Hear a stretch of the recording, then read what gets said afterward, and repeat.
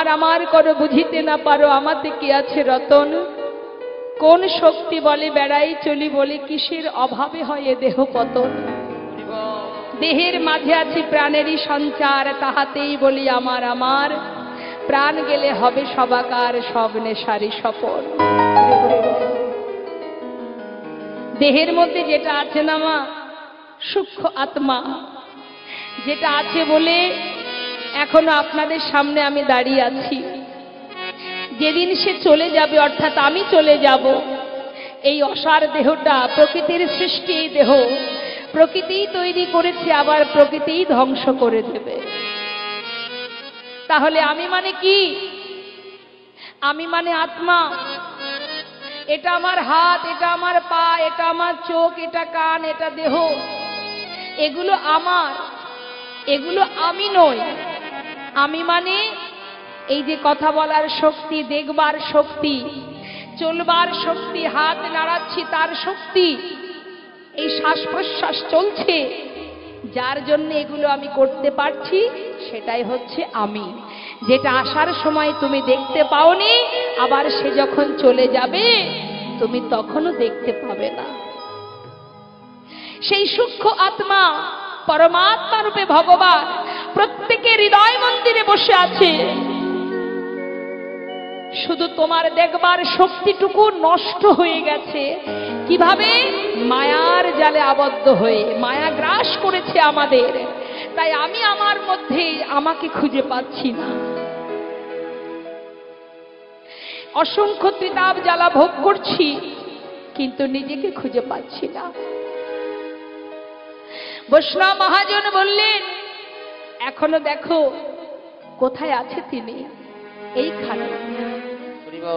যে জেনেছে মা, নিজেকে যে চিনতে পেরেছে, সে নিজেকে সঁপেছে তার চরণে।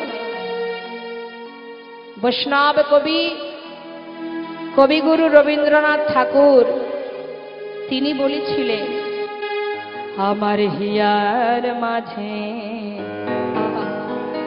কোথায় আছে ভগবান? তুমি তীর্থে যাচ্ছ, ভগবানকে পাচ্ছ না। মন্দিরে মন্দিরে তার দর্শন করছো, সেখানে দেখছো বিগ্রহ দাঁড়িয়ে আছে, সচল রূপ দর্শন পাচ্ছ না। সচল রূপ তোমার হৃদয় মন্দিরে আছে, তিনি আছেন বলেই তুমি চলতে পারছো, সেই তো সচল মূর্তি। তুমি একবার নিজের কাছে খুঁজে দেখো, এখানেই আছে তিনি, তুমি দেখতে পাচ্ছ না, এটা তোমার সমস্যা। নিজের কাছে থাকতে অন্য জায়গায় খুঁজে বেরিয়ে লাভ নেই। তার একটা সুন্দর কথা একটু বলি শুনুন। একজন ব্যক্তি হাওড়া থেকে দিল্লি যাচ্ছে বাবা, তার কাছে 5 লাখ টাকা আছে। সঙ্গে একজন চোর, সে খবর পেয়েছে এনার কাছে 5 লাখ টাকা আছে। সেও খবর পেয়ে একটা টিকিট কেটে ওই যে শেঠজি যার কাছে 5 লাখ টাকা আছে তার পাশে গিয়ে বসেছে। এবার 2-3 ঘন্টা ধরে যাচ্ছে তো পথ দিয়ে।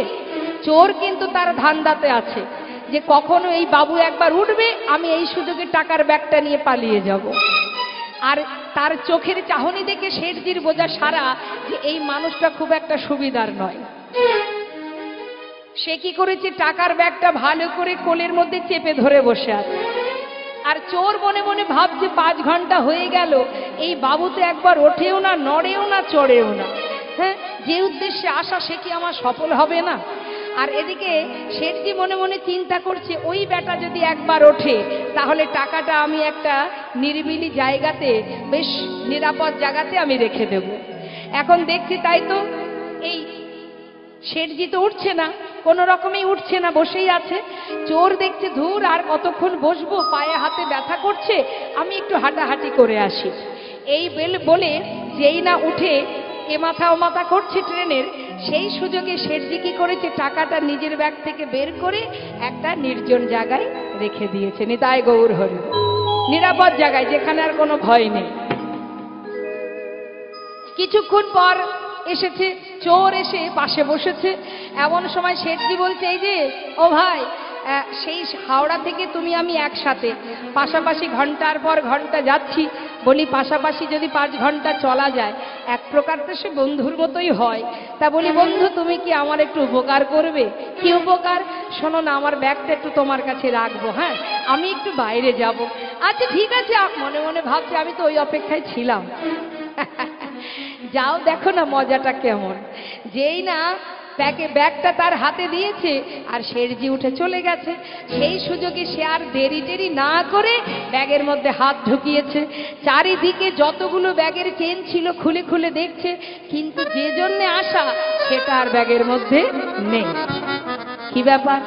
আমি নিশ্চিত এনার কাছে টাকাটা ছিল, টাকাটা গেল কোথায়? সেটা কেন নেই?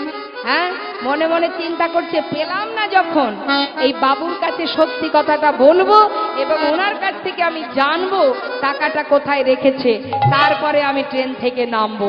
তাতে যদি আমার সাজা হয়, গর্দান হয়, আমি মানতে রাজি, কিন্তু না শুনে আমি যাব না। যেই না শেঠজি এসেছেন, কাছে গিয়ে করজোড়ে বলছে, বাবু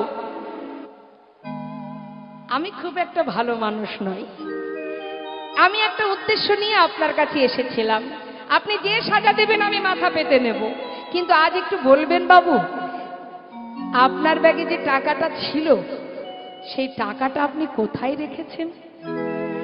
শেঠজি বলছে, তুমি সত্যি কথাটা চোর হয়েও যখন সত্যি কথা বলে দিলে, তাহলে আমার আর সত্যি বলতে সমস্যা কোথায়? তবে শোনো ভাই, আমি তোমার চোখ মুখের ভাব দেখে বুঝেছিলাম যে তুমি তোমার উদ্দেশ্য আমার টাকাটা নেবার জন্য এসেছো।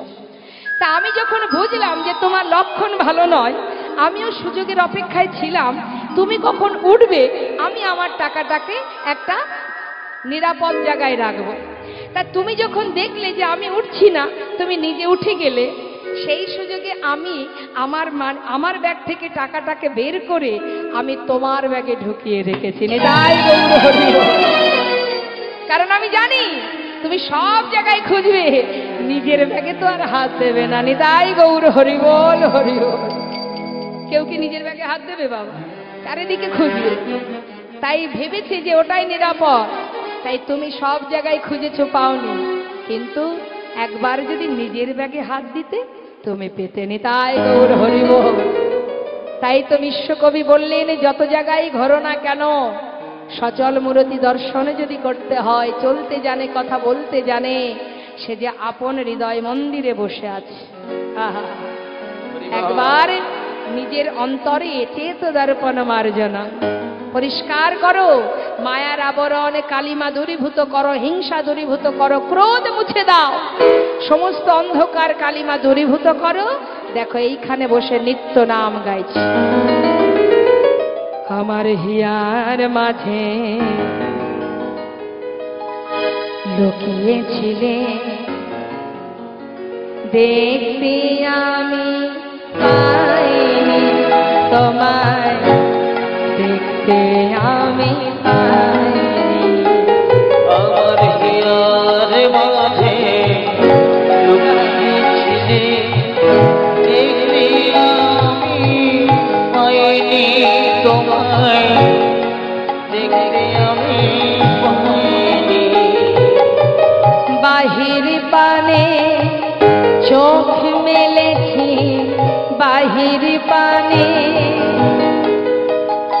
আমার হৃদয় পানে চাইনি। আমার হিয়ার মাঝে লুকিয়েছিলে, দেখতে আমি পাইনি তোমায়, দেখতে আমি পাইনি। হরি বল, হরি বল।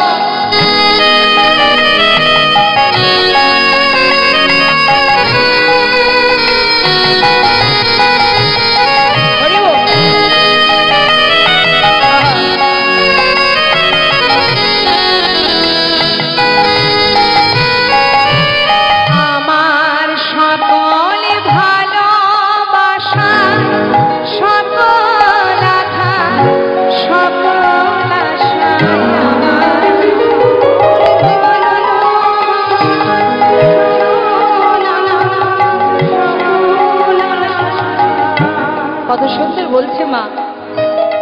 অদয়াময়, তুমি আমার আঘাতেও আছো, ভালো লাগাতেও আছো, তুমি সুখে আছো, দুঃখে আছো, সর্বক্ষণ তুমি আমার কাছে আছো, কিন্তু আমি তোমার কাছে যাইনি। আমার সকল ভালোবাসা, সকল আঘাত, সকল আশা তুমি ছিলে আমার কাছে, তুমি ছিলে, আমি তোমার কাছে যাইনি।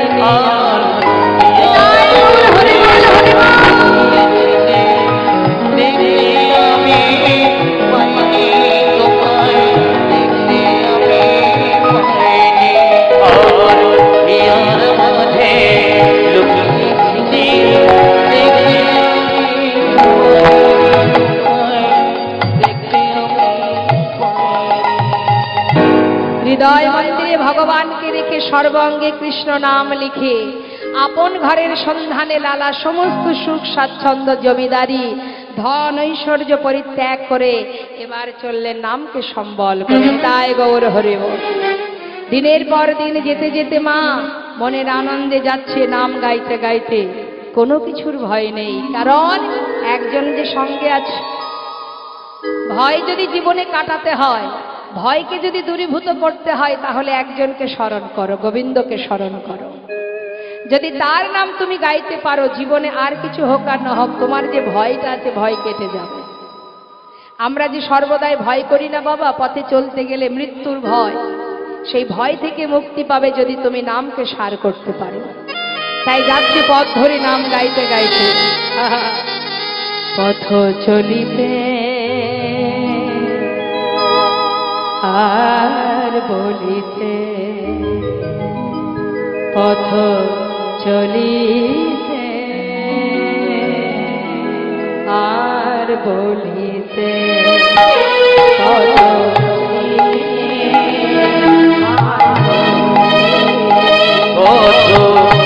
চলিতে আর বলিতে, পথ চলিতে আর বলিতে। তোমরা লহ লহ কৃষ্ণ নাম, মধুর নাম, হরি নাম, কৃষ্ণ হরে কৃষ্ণ পথ চলিতে আর বলিতে, হরি বল হরি বল নয় গৌর হরি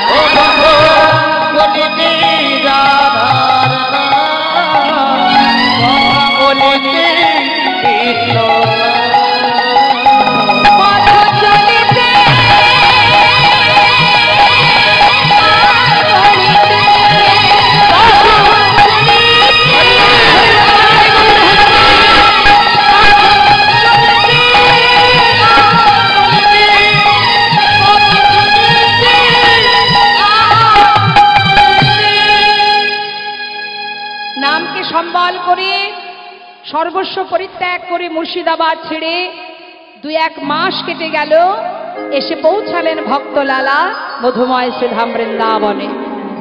এখন বৃন্দাবনে এসে রাধাকুণ্ড শ্যামকুণ্ড দর্শন করে গোবিন্দ কুণ্ডের পাড়ে রাত্রি অতিবাহিত করলেন।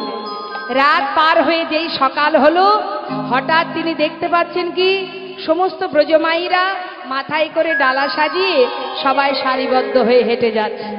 লালা জিজ্ঞাসা করছে, ও ব্রজবাসী,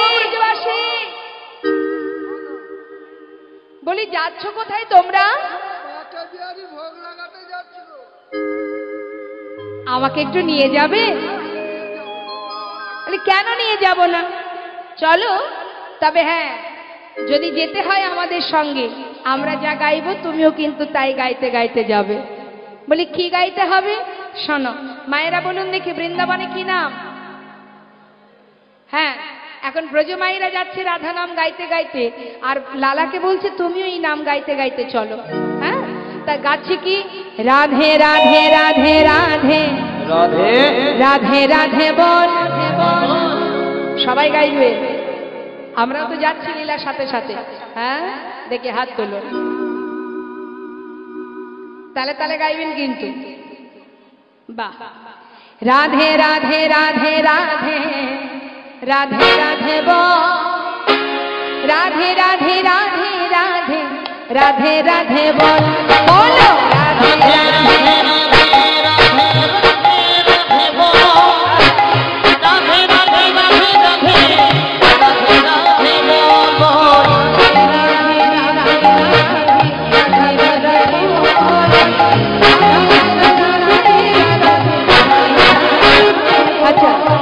এদিকে মা পিছনে কে যাচ্ছে লালা, সে কি বলছে? সেও গাইছে। কি গাইছে? কৃষ্ণ কৃষ্ণ কৃষ্ণ কৃষ্ণ কৃষ্ণ কৃষ্ণ বল, কৃষ্ণ কৃষ্ণ কৃষ্ণ কৃষ্ণ কৃষ্ণ কৃষ্ণ বল, কৃষ্ণ কৃষ্ণ কৃষ্ণ কৃষ্ণ বল, কৃষ্ণ কৃষ্ণ কৃষ্ণ কৃষ্ণ। কি হলো?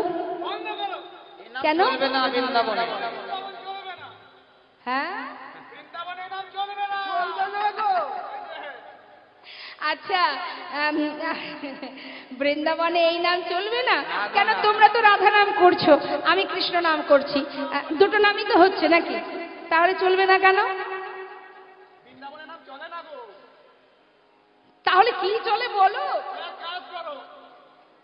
বলে রাধা নাম গাইতে হবে, রাধা নাম গাইতে হবে। তা কি করে হয়? হ্যাঁ, শুধু রাধা নাম আমি গাইতে পারবো না। গাইতে পারবে না? বলছি শুধু যদি এক কাজ করো, তাহলে এক কাজ করি, তোমাদের নামটাও থাক আর আমার নামটাও থাক, দুয়ে মিলে আমরা একসঙ্গে গাইব। আর আমরা তো যুগল ভালোবাসি, আমরা তো আর একা কাউকে ভালোবাসি নাকি, আমরা যুগল প্রেয়সী, আমরা যুগল ভজন করি। তা এখন লালা বলছে তাহলে দুজনের নাম একসঙ্গে গাওয়া হোক। হ্যাঁ, ঠিক ঠিক ঠিক। বেশ, সবাই মিলে গাইব। রাধে কৃষ্ণ রাধে কৃষ্ণ রাধে কৃষ্ণ বল, রাধে কৃষ্ণ রাধে কৃষ্ণ রাধে কৃষ্ণ।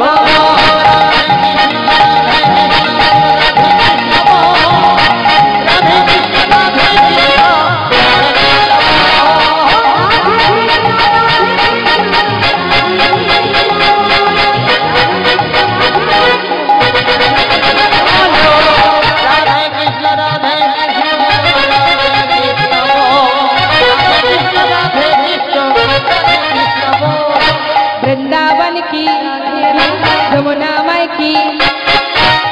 আজ আপনারা গাইবেন আমার সঙ্গে, আমার দলে কেউ গাইবে না, আমি গাইব আর আপনারা গাইবেন। তবে জোরে জোরে, এখানে কিবোর্ড বাজছে, সুরের সঙ্গে যেন মিলে যায়, আনস্কেল যেন না হয়। হ্যাঁ, দেখি হাত তুলুন, তুলুন দেখি। মায়েরা একটু হাতটা তুলতে হবে। বাহ, বাবারা সবাই মিলে একসঙ্গে উচ্চস্বরে স্বতঃস্ফূর্ত ভাবে নাম গাইবেন। আমি এক একটি জায়গার নাম বলবো আর আপনারা রাধে কৃষ্ণ বা রাধে রাধে বলতে পারেন। হ্যাঁ, বৃন্দাবন কি, বৃন্দাবন কি।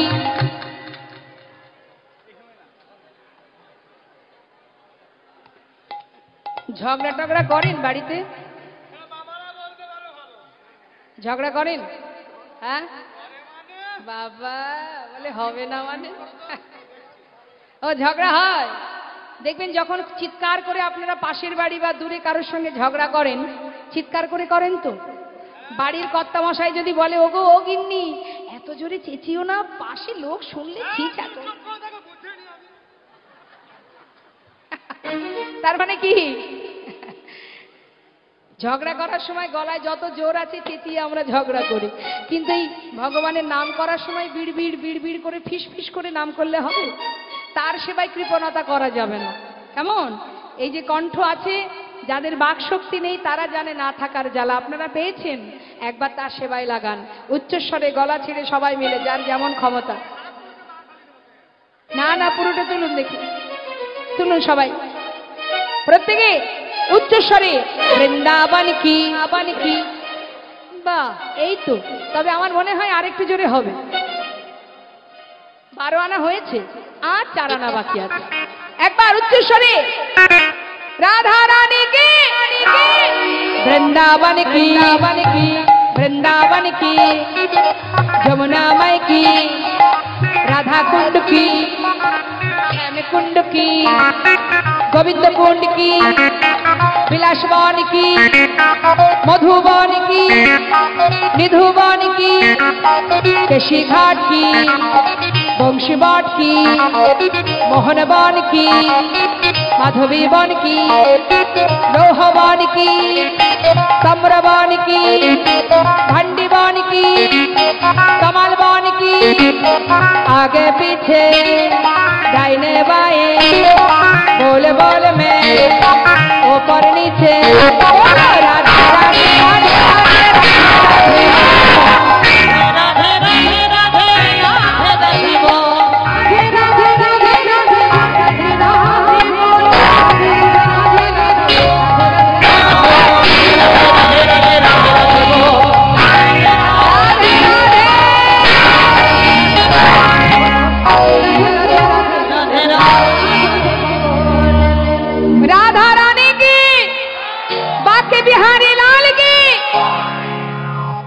কোথায় এলাম আপাতত এখন?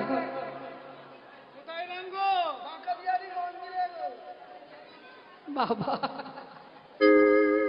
তাহলে আমরা এসেছি কোথায়? বাঁকে বিহারীর মন্দিরে।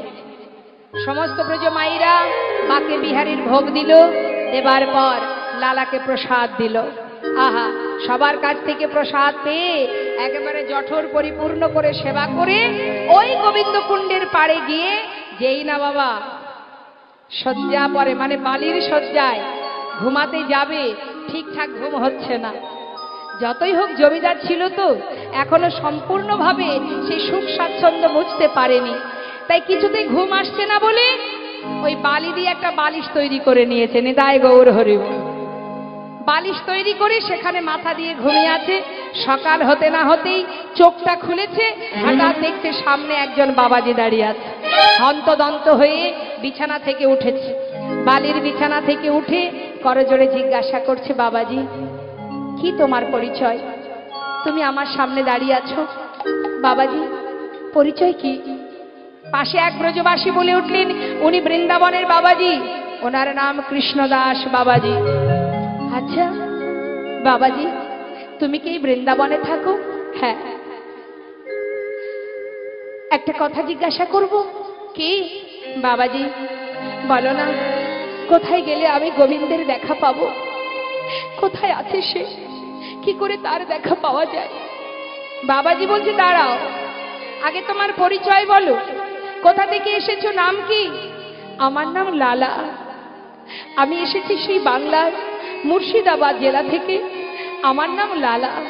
দাঁড়াও দাঁড়াও দাঁড়াও দাঁড়াও, তুমি কি সেই জমিদার লালা? হ্যাঁ ছিলাম, এখন আর আমি জমিদার নই বাবাজি। সর্বস্ব ত্যাগ করে আমি এসেছি শুধুমাত্র গোবিন্দের কৃপা পাওয়ার জন্য। শুধু একটি বার আমায় বলে দাও, কোথায় গেলে আমি তার দেখা পাবো? ও,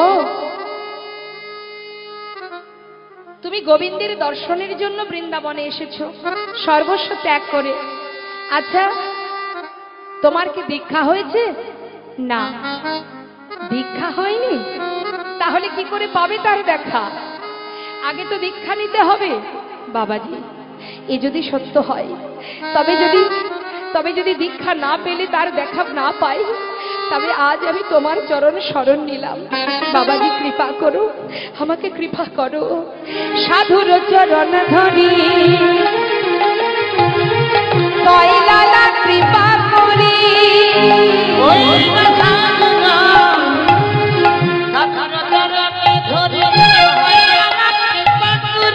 অধমেরি কর এই ভিক্ষা,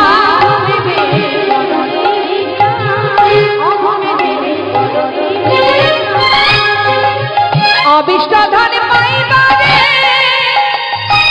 ঘর ছেড়ে এসেছি ঘরে।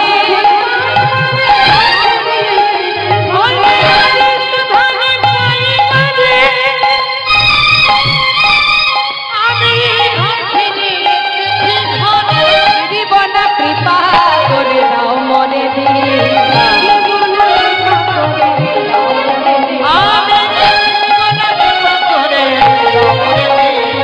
ঘর ছেড়ে এসেছি ঘরে, আমি ঘর ছেড়ে এসেছি ঘরে।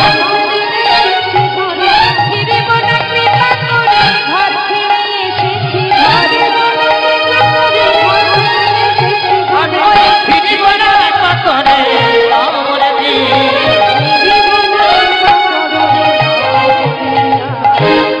লালা, দীক্ষা পাওয়া বললেই কি দীক্ষা পাওয়া যায়? দীক্ষা পেতে গেলে তার একটা উপযুক্ত সময় দরকার হয়, সে সময় তোমার এখনো হয়নি। আর একটা কথা বলি শোনো, সুন্দর করে বালির উপরে বালিশ তৈরি করে ঘুমাচ্ছ, আর মন্দিরে মন্দিরে ভালো ভালো প্রসাদ পেয়ে দিন কাটাচ্ছ। এইভাবে সুখে স্বাচ্ছন্দ্যে দিন কাটালে কি আর গোবিন্দের দেখা পাওয়া যায়? যাকে দেখবে বলে এসেছো, যাকে পাওয়ার জন্য এসেছো, তার জন্য বৃন্দাবনে কর্ম করো লালা। কর্ম না করলে তার দেখা পাবে না। তার সেবা করো, তার কর্ম করো। বাবাজি, কি করতে হবে আমায়? পারবে? আমি যদি কোনো কাজ দিই তুমি করতে পারবে? কি করতে হবে তুমি আমাকে বলেই দেখো, আমি নিশ্চয়ই পারবো। লালা, তবে নাও, ধরো ধরো লালা ভিক্ষার ঝুলি কাঁধে,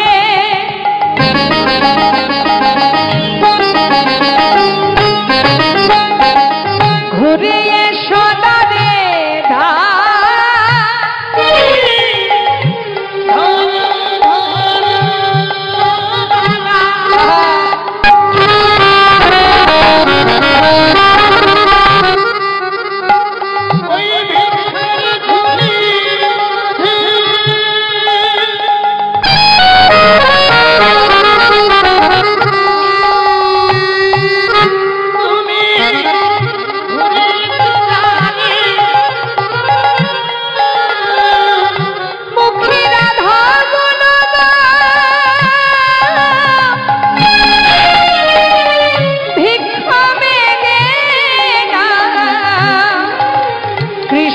পদ করো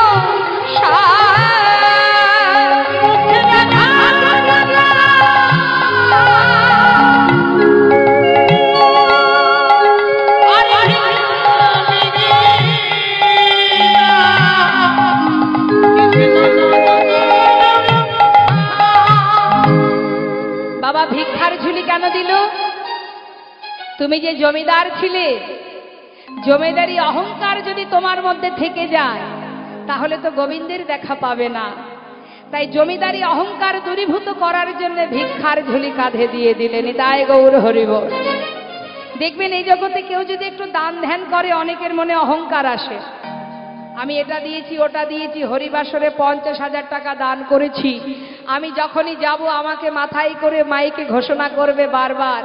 যশ খ্যাতি পাওয়ার আশায় অনেকে দান করে। তাই এই যে দানের অহংকার, এই যে আমি জমিদার, আমার এত কিছু ছিল, জমিদারি অহংকার, সুখ স্বাচ্ছন্দ্যের অহংকার, এই অহংকার দূর তখনই হবে যখন তুমি ভিক্ষার ঝুলি কাঁধে নিয়ে দাঁড়ে দাঁড়ে নতমস্তকে ভিক্ষা করবে। তাই গৌর হরিবল। তাই লালার অহংকার দূরীভূত করার জন্য বাবাজি এই সিদ্ধান্ত করে তিনি ঝোলাটা ভিক্ষার ঝুলি কাঁধে তুলে দিলেন। যাও ভিক্ষা করো। তাই দেখবেন মা, আপনার যতই টাকা পয়সা থাক, যত সময় 5 বাড়ি ভিক্ষা না করবেন, আপনি বাড়িতে ভক্ত সেবা, ভগবানের সেবা দিতে পারবেন না। কারণ আপনার অর্থে ভগবান সন্তুষ্ট নয়। যতক্ষণ আপনি নত হয়ে 5 বাড়ি থেকে ভিক্ষা না করবেন, তত সময় কিন্তু ভগবানের সেবা পরিপূর্ণ হবে না বাবা। তাই সিদ্ধান্ত করলেন, লালাকে বললেন, নাও ভিক্ষার ঝুলি কাঁধে নিয়ে দাঁড়ে দাঁড়ে রাধা নাম করার ভিক্ষা করো। বাবাজির কথা মতো লালা শুরু করে দিল বৃন্দাবনের পথে পথে দাঁড়ে দাঁড়ে ভিক্ষা করা। এইভাবে বেশ কিছুদিন চলে গেল। হঠাৎ বৃন্দাবনে তার স্ত্রী, তার পুত্রের সঙ্গে তার দেখা হয়ে গেল।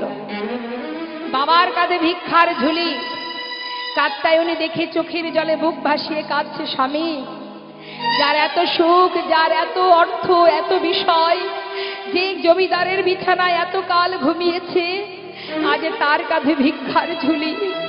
হে কি দেখছি আমি, হে যে আমি চোখে দেখতে পাচ্ছি না, আমি সইতে পারছি না। স্বামী, স্বামী, স্বামী, সব ফেলে তুমি ফিরে চলো। লালা বলে উঠলেন, কাত্যায়নী, আমাকে আর কোথাও যেতে বলো না, কারণ আমি যে আমার নিজের ঘরে এসেছি। আমি আমার ঘর ছেড়ে আর আমার যাওয়ার জায়গা কোথায় আছে বলো? আর কোথাও যাব না। ছোট্ট ছেলে নারায়ণ বললেন, বাবা, তুমি যদি না যাও তবে কি বৃন্দাবনে তোমার জন্য থাকবার একটা জায়গা করে দেব? বেশ, তুই যদি করতে পারিস আমার কোনো বাধা নেই। সেই সময় নারায়ণ, তার পুত্র নারায়ণ, একটি মন্দির তৈরি করে সেই মন্দিরে বিগ্রহ স্থাপন করলেন, যে বিগ্রহের নাম কৃষ্ণচন্দ্রমা। সেই বিগ্রহ স্থাপন করে লালাকে সেইখানে রেখে চলে গেল, তারা আপন ঘরে ফিরে গেল। যারা বৃন্দাবনে গেছেন আজও নিশ্চয়ই দেখেছেন, আজও বর্তমান লালার সেই মন্দির রাধাকুণ্ডের পাড়েই আছে। তো বাবা, সেই মন্দিরে যে বিগ্রহ, তার নাম কৃষ্ণচন্দ্রমা। কিন্তু লালার একটা দুঃখ কি, সে নিজে ভগবানের সেবা দিতে পারে না, কারণ তার তো এখনো দীক্ষা হয়নি। দীক্ষা যত সময় না হবে মা, আপনি যতই রাজভোগ দিলেও ভগবান সেবা করবে না। ভগবান দূরে থাক, একজন বৈষ্ণব আপনার হাতে জল গ্রহণ করবে না যদি আপনার দীক্ষা মন্ত্র, শিক্ষা মন্ত্র নেওয়া না থাকে। কণ্ঠে যদি তুলসীর মালা না থাকে, আপনার হাতে জল গ্রহণ করবে না ভক্ত বৈষ্ণবরা। ভগবান তো পড়ে থাক। তাই এবার মন্দিরে এক পূজারী রেখেছে ভোগ নিবেদনের জন্য, আর লালা প্রতিদিন ভিক্ষা করে কিন্তু সেবা দিতে পারে না। এটাই তার মনে দুঃখ, আমি কেন সেবা দিতে পারি না, আমার কি অপরাধ, কেন আমার দীক্ষা হচ্ছে না, এটাই তার মনের মধ্যে দুঃখ। প্রতিদিন ভগবানের সামনে বসে চোখের জলে বুক ভাসিয়ে কাঁদে। হঠাৎ একদিন তিনি মনে মনে প্রতিজ্ঞা করলেন যে আজ আমি গুহার মধ্যে বসে বসে ভজন করব। যত সময় প্রভু আমার কাছে না আসবে, যত সময় তার দেখা আমি না পাবো, ওই গুহা থেকে আমি আর বেরোবো না। ভক্তই তো পারে ভগবানকে ডাকতে বাবা। ভক্ত যদি কঠিন সাধনা করে, তার সাধ্য নেই তার থেকে দূরে থাকার। যেই না প্রতিজ্ঞাবদ্ধ হলেন, প্রতিজ্ঞাবদ্ধ হয়ে এক গুহার মধ্যে গিয়ে বসলেন, আর পূজারীকে বললেন, পূজারী, আজ আর আমি ভিক্ষা করব না, তুমি মন্দিরে ভোগ নিবেদন করে আমাকে একটু প্রসাদ দিয়ে এসো। আমি চললাম, আমি গুহার মধ্যে বসে একটু ভজন করব, আর তুমি একটু প্রসাদ দিয়ে আসবে, কেমন? এই কথা বলেই গুহার মধ্যে চলে গেল। গুহার ভিতরে গিয়ে লালা সাধনায় বসলেন, প্রভুর নাম জপ করতে শুরু করলেন। আর এদিকে বাবা মন্দিরে ভোগ নিবেদন করে পূজারী মনে মনে চিন্তা করছে, লালাকে প্রসাদ দিয়ে আসতে হবে। যাই, প্রসাদের থালা নিয়ে যেই না পা বাড়িয়েছে, প্রচন্ড ঝড় বৃষ্টি শুরু হয়ে গেল। পূজারী মনে মনে ভাবছে, এত বৃষ্টিতে যাব কি করে, বৃষ্টিটা বন্ধ হোক তারপরে যাব। এই ভেবে প্রসাদের থালাটা বারান্দাতে রেখে পূজারী মন্দিরে ঢুকে গেল। ভগবান করুণাময়, ভক্ত প্রতিজ্ঞাবদ্ধ, আমি গুহা থেকে বেরোবো না, আমিও দেখব তুমি কত সময় আমার কাছে না এসে থাকতে পারো। কঠিন প্রতিজ্ঞা করে যখন ভক্ত সাধনায় বসলেন, ভগবান ভক্তকে ওই গুহা থেকে বাহির করার জন্য এবার নিজে পূজারীর রূপ ধারণ করে প্রসাদের থালাটা নিয়ে মাথার উপর দিয়ে ঝড় বৃষ্টি বয়ে যাচ্ছে মা, ভগবান ভক্তের বোঝা বহন করে আজ ভক্তের সেবার বস্তু নিয়ে যাচ্ছে ভক্তের কাছে। আর ভক্ত আপন মনে গুহার মধ্যে বসে প্রভুর নাম গাইছে, রাধে কৃষ্ণ গোবিন্দ গোপাল বল বল, রাধার মন হরে হরে হরে বল। রাধে কৃষ্ণ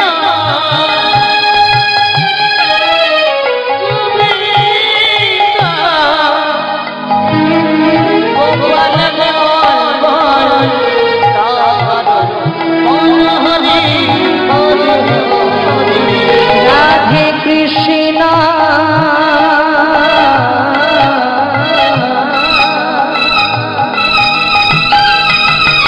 আর কৃষ্ণ গোবিন্দ গোপাল রাধার মন হরে হরে হরে বল। কৃষ্ণ গোবিন্দ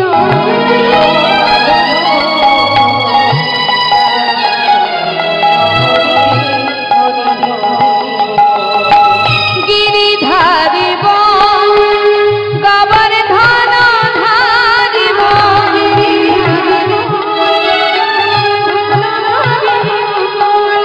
আর রাধার মন হরে কৃষ্ণ কৃষ্ণ।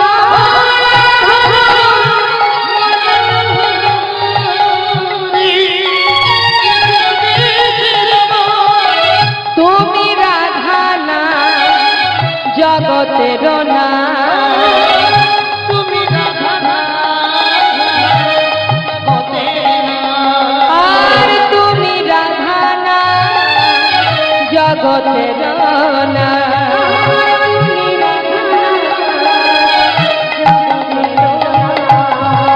গোপীজন বল্লভ প্রভু গোপীনাথ,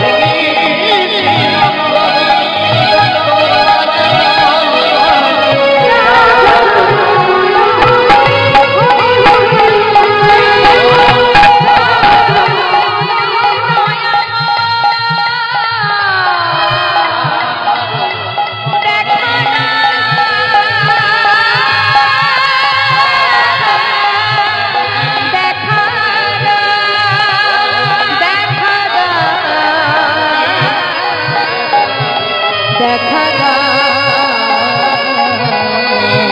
হরে হরে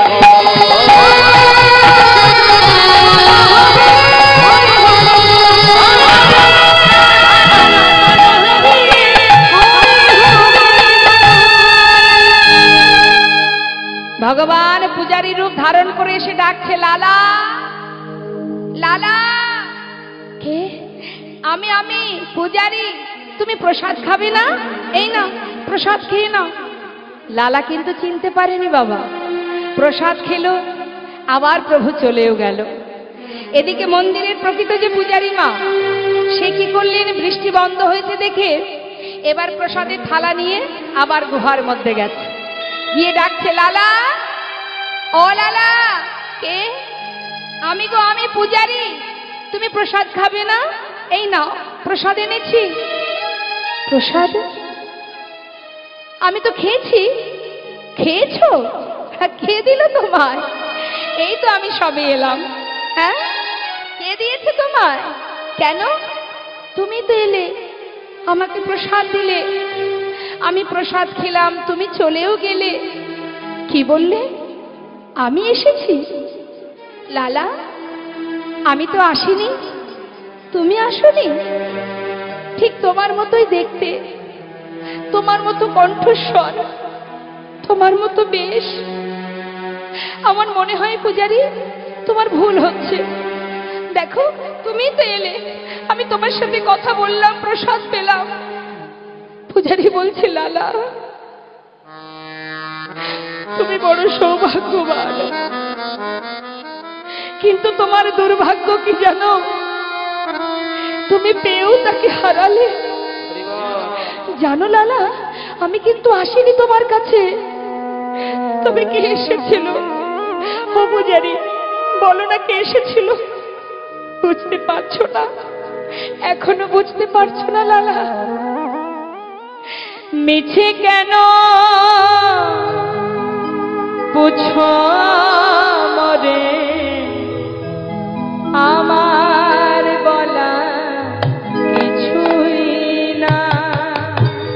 মিছে কেন পুছো মরে, আমার বলা কিছুই না। মিছে কেন পুছো মরে, আমার বলা কিছুই না। মিছে কেন পুছো মরে, আমার বলা কিছুই না। যে যা করে করানি তিনি, সবার অন্তরে সে দিল।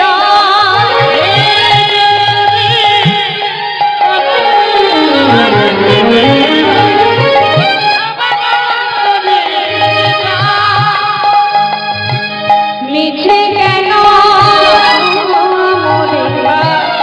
আমার বলা কিছুই না। মিছে কেন মরে,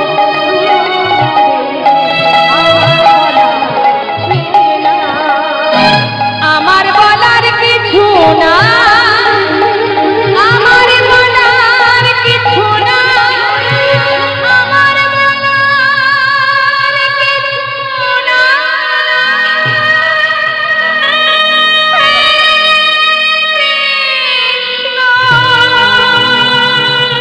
তুমি করুণা,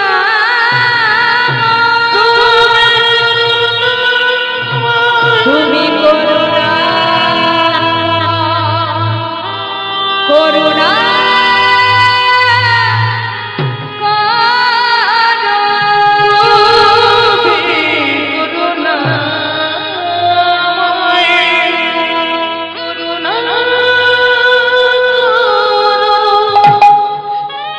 ছুটতে ছুটতে বাইরে এসে গুহা থেকে বাইরে বেরিয়ে বিগ্রহের সামনে বসে চোখের জলে মুখ ভাসিয়ে কাঁদছে আর বলছে, দয়াময়, তুমি কি করলে প্রভু? তুমি কি করলে? কেন তোমার দর্শন থেকে আমায় বঞ্চিত করলে? কেন তুমি আমার কাছে এসে আবার তুমি চলে গেলে? আমি তোমায় কেন চিনতে পারলাম না? বলো দয়াময়, আর কত কষ্ট দেবে, আর কত কাঁদাবে? বলো না মরে, কাঁদাইছ কেন? করিছ কেন ছলনা? বলো না মরে, কাঁদাইছ কেন? করিছ কেন ছলনা? অনেক কেঁদেছি আর কাঁদিতে পারি না।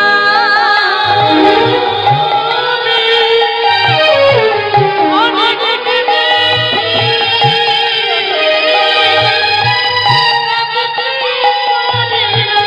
দেখা কি মরে দেবে না?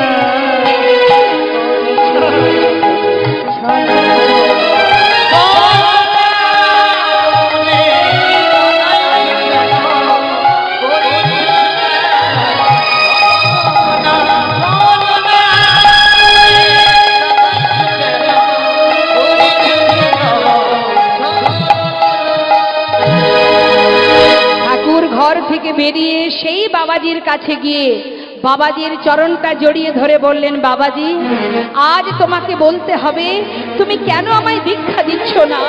তুমি জানো বাবাজি, আমি তাকে কাছে পেয়েও আবার হারিয়েছি। আমার কেন দীক্ষা হচ্ছে না বলো বাবাজি। বাবাজি বললেন, লালা ফিরে যাও, এখনো তোমার সময় হয়নি। সময় হলে আমি নিজে এসে দীক্ষা দিয়ে যাব। বাবাজি, আমি তোমার চরণ ছেড়ে যাব না।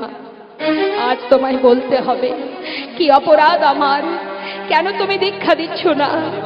বলতে হবে বাবাজি, না হলে আমি তোমার চরণ ছেড়ে কোথাও যাব না। বেশ, তাহলে শোনো, তোমার দীক্ষা কেন হচ্ছে না জানো লালা? তোমায় বলেছিলাম সবার দ্বারে ভিক্ষা করবে, করেছো? হ্যাঁ, ভালো করে চিন্তা করো বাবাজি, আমি কারোর বাড়ি বাদ দিইনি, সবার ঘরেই ভিক্ষা করেছি। শুধু একজনের ঘরে আমি যাইনি বাবাজি, সে হলো জগৎ শেঠ। কেন যাওনি? তাদের সঙ্গে আমাদের বহুদিনের একটা বিবাদ আছে। ও, কি জন্য বিবাদ? জমিদারির কারণে। সেই জমিদারি আছে তোমার? না। তুমি কি জমিদার আছো? না। তাহলে বিবাদ থাকবে কেন? শোনো লালা, যার সঙ্গে তোমার দ্বন্দ্ব বিবাদ হয়ে আছে এতদিনের, তার বাড়ি থেকে গলবস্ত্র হয়ে মাথা নত করে ভিক্ষা করে আনবে এক মুষ্টি তণ্ডুল।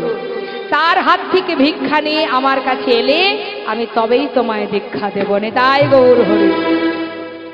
কেন দিয়েছিল ভিক্ষার ঝুলিটা?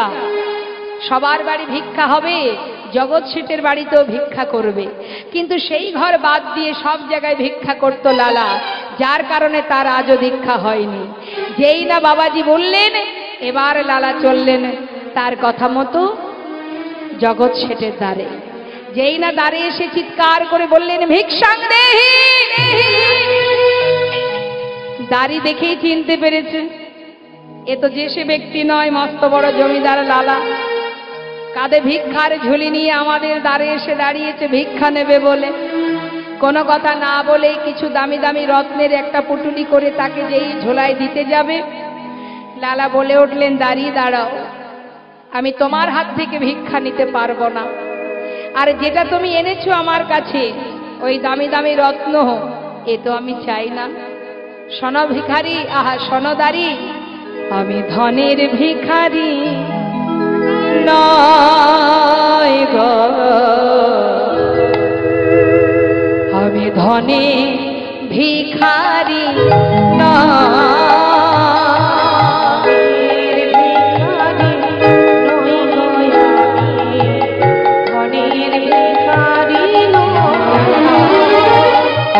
ধনের ভিখারি নয় গো, ধনের ভিখারি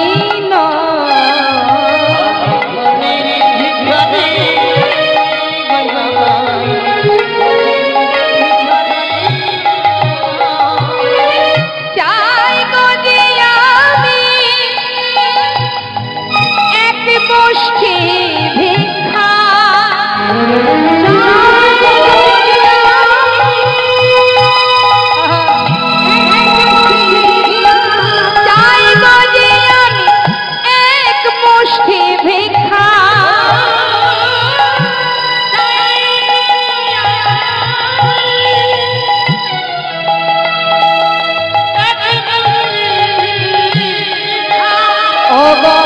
দুয়ারে দাঁড়ায়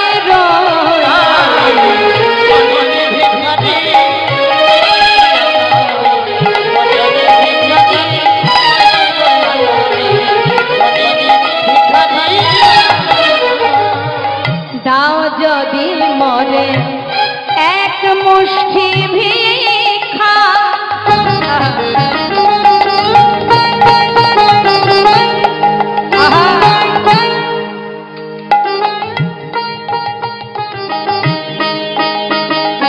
জানো দাঁড়ি, দাও যদি মর এক মুষ্টি ভিক্ষা, তবে হবে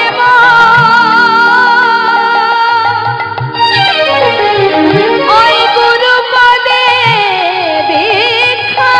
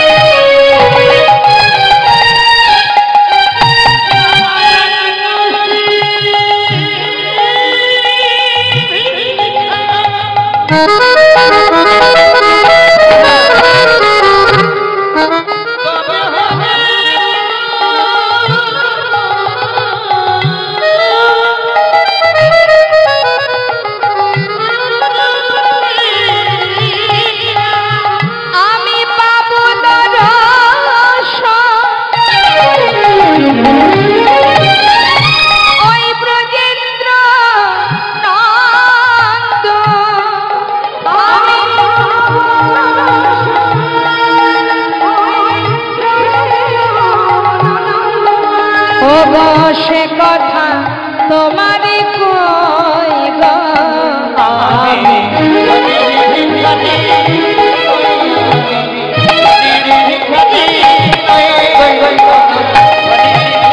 ভিখারি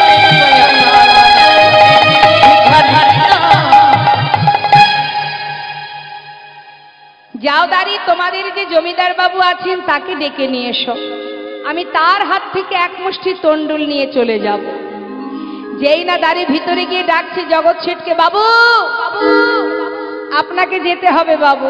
কেন বাবু? আপনার চিরশত্রু আপনার দ্বারে দাঁড়িয়ে আছে। বলো কি? নাম কি তার? তার নাম লালা।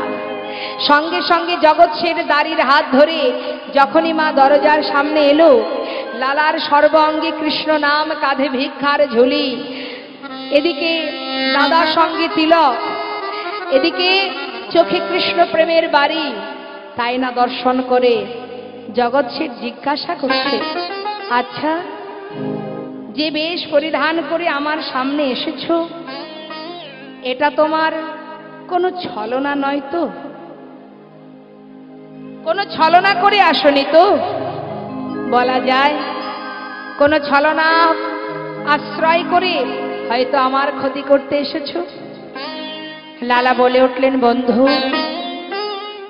এমন কথা বলো না। ও বন্ধু, না না, আসিনি আজ তোমার কাছে বন্ধু গো কোন ছলনা, ঘাটের মাঝি পার ঘাটাতে বসে ডাকছে আমার। হরি বল।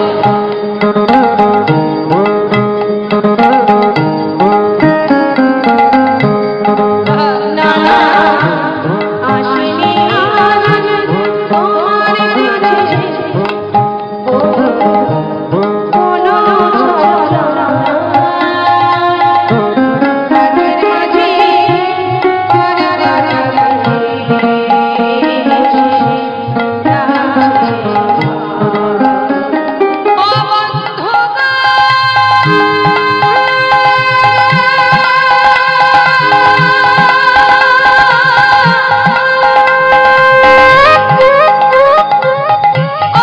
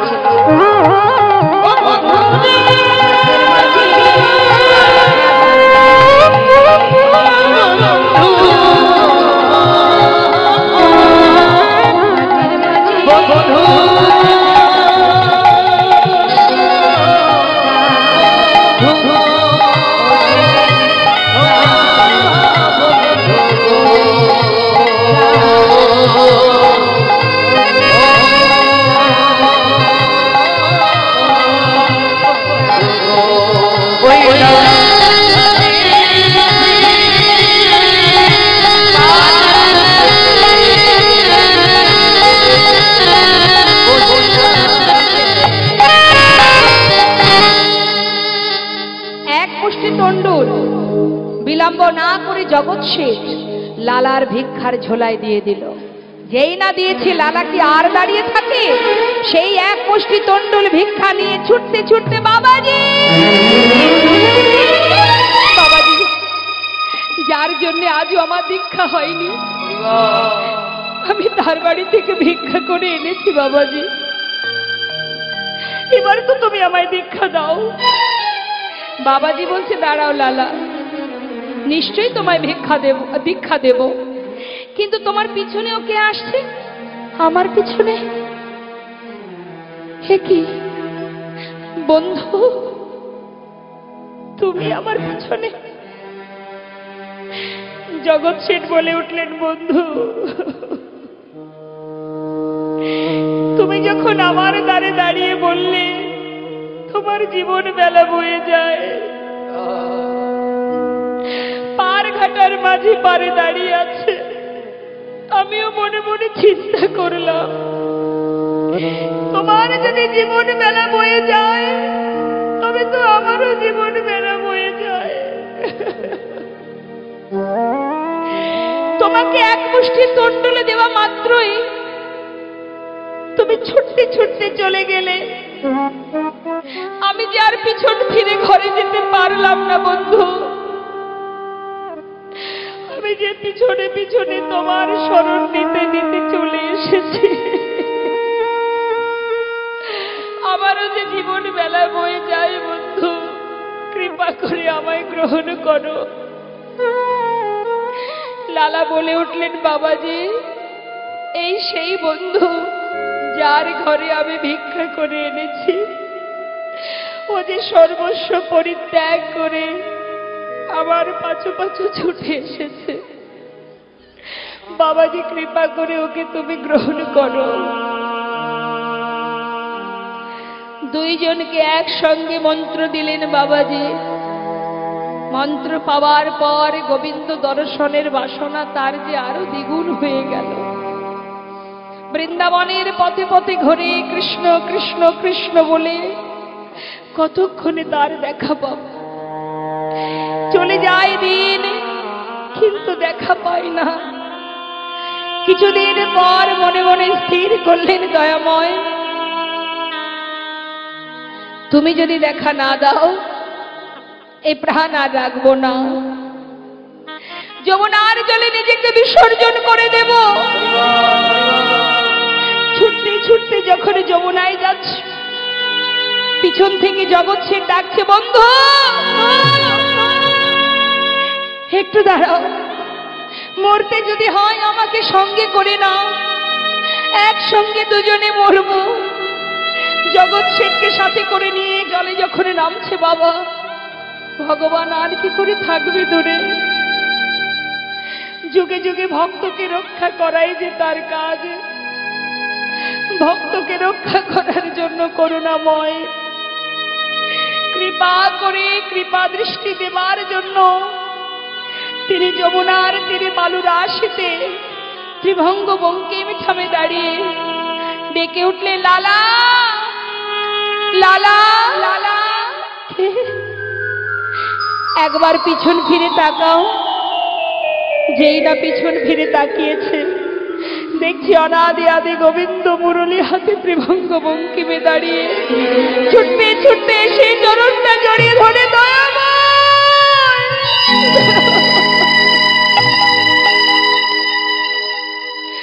হে কৃপাময় করুণাময়,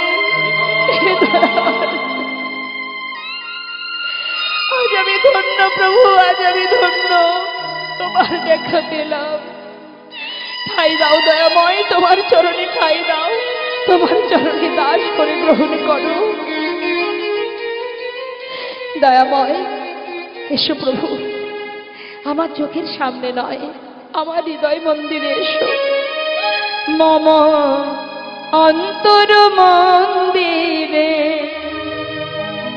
এসো এসো, মাধব কৃষ্ণ গোপাল এসো, মাধব কৃষ্ণ গোপাল।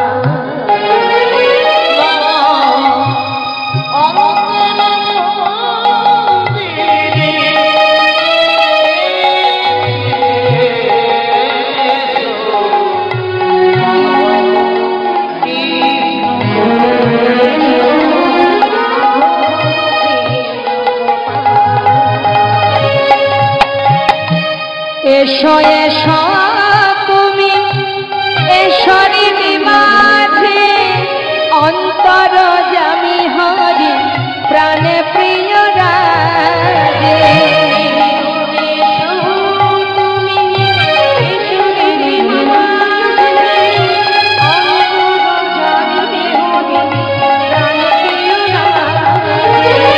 অধরে বাসিয়া মধুর হাসিয়া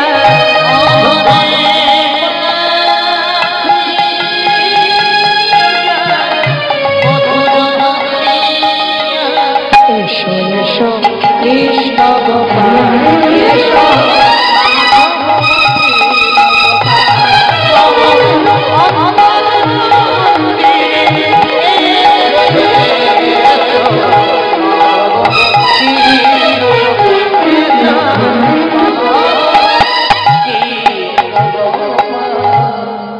জনতায় জয়গৌর। আমাদের ভক্ত ভগবানের লীলাকে এবার আমরা বিশ্রাম রাখবো। সবাই আপনারা দর্শন করুন। আর সেই সঙ্গে আপনাদের কাছে আমার নিবেদন, সবাই মিলে আশীর্বাদ করবেন যেন এইভাবে ভগবানকে ভালোবাসতে পারি, যেন তাকে ডাকতে পারি, আপনাদের মতো সাধুগুরু বৈষ্ণবের সঙ্গ লাভ করতে পারি, চরণধূলি মাথায় নিতে পারি। আসুন আমরা দর্শন করব ভক্ত ভগবানের মধুর মেলন। আর সেই সঙ্গে আমাদের সাউন্ড দাদাকে না বললেই নয়, সত্যি খুব সুন্দর সাউন্ডটা তিনি দিয়েছেন। এবং আরেকটা জিনিস ভালো দেখলাম, যার মধ্যে সুর তাল ছন্দ আছে, সেই আমাদের গৌর সুন্দর তিনি সুর বড় পছন্দ করেন। এবং এই যে আমাদের ভাই মাইক বাজার চালাচ্ছে, সাউন্ডটা দিচ্ছে, ও প্রত্যেকটা গানের সাথে সাথে রিদিমে রিদিমে তাল দিচ্ছে। সমস্ত অঙ্গভঙ্গিতে বোঝা যাচ্ছে যে সর্বশরীর জুড়ে তার তালে ছন্দে ভরা। খুব সুন্দরভাবে নামের মধ্যে ডুবে আছে বলেই আজ হয়তো গোবিন্দের কৃপা লাভ করেছে। মঙ্গলময় কৃপাময় কৃপা বরিশন করুক আপনাদের। সবাই আপনারা ভালো থাকুন। আসুন আমরা দর্শন করব। ভক্ত আর ভগবানের মিলন হইল,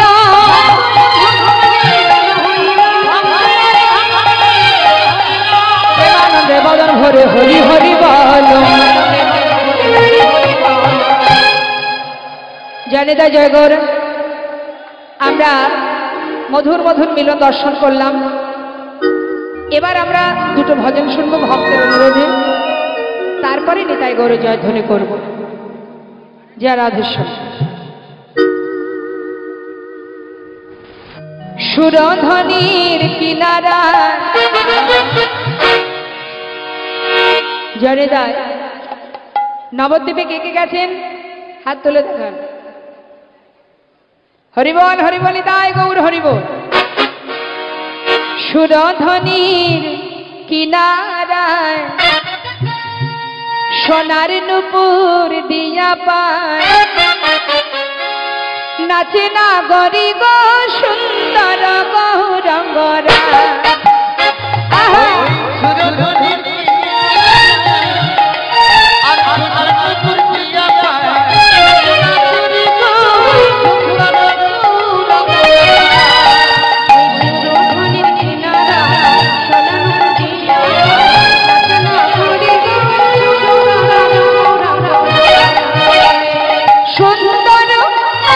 সুন্দর দেখো দেখো সুন্দর গৌরঙ্গরা।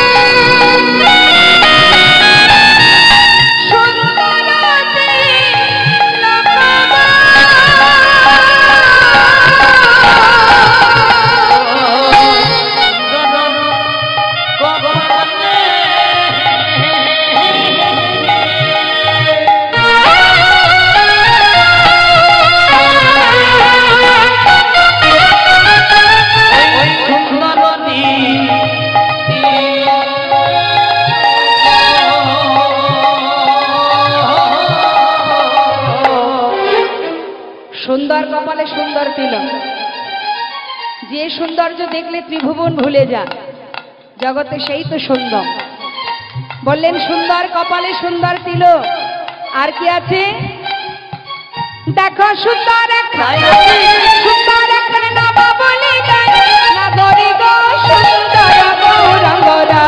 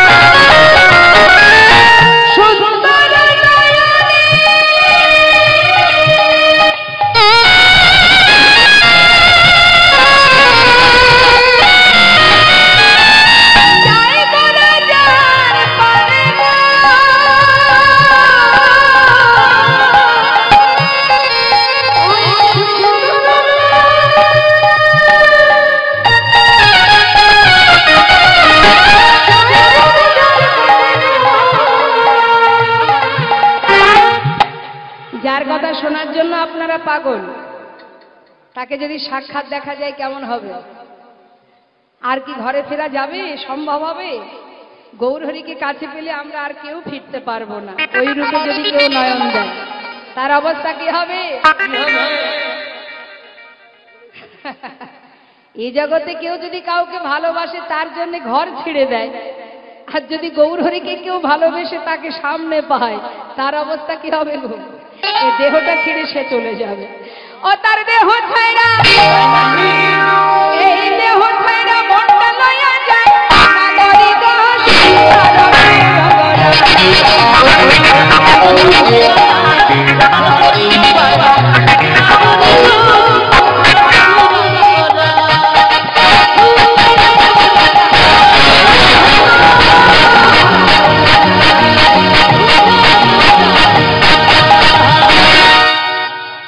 জনিতা জয় গৌর। এবার আমাদের শেষ ভজন আমরা আস্বাদন করব।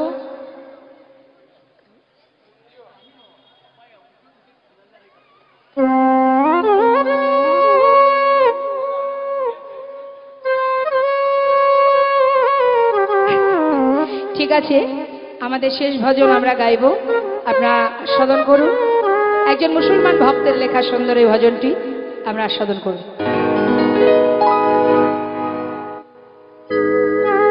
মনে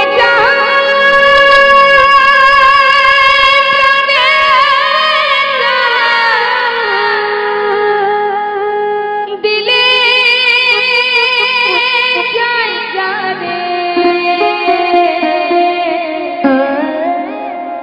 তোমরা কুঞ্জ সাজাব